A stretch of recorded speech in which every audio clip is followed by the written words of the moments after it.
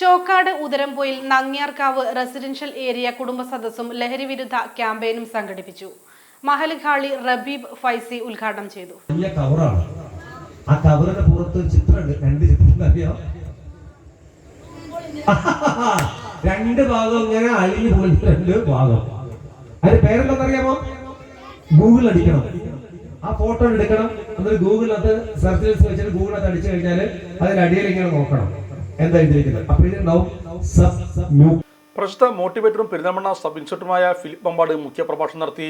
പുതിയ അധ്യയന വർഷം തുടങ്ങാറായ സാഹചര്യത്തിലാണ് ഉദരംപൊയിൽ നങ്ങ്യാർക്കാവ് റെസിഡൻഷ്യൽ ഏരിയ കുടുംബസംഗമം നടത്തിയത്. ലഹരി വസ്തുക്കളുടെ ഉപയോഗം വിദ്യാർത്ഥികൾക്കിടയിലും വ്യാപകമായ സാഹചര്യത്തിലാണ് ലഹരിക്കെതിരെ ക്യാമ്പയിൻ സംഘടിപ്പിക്കുന്നത്.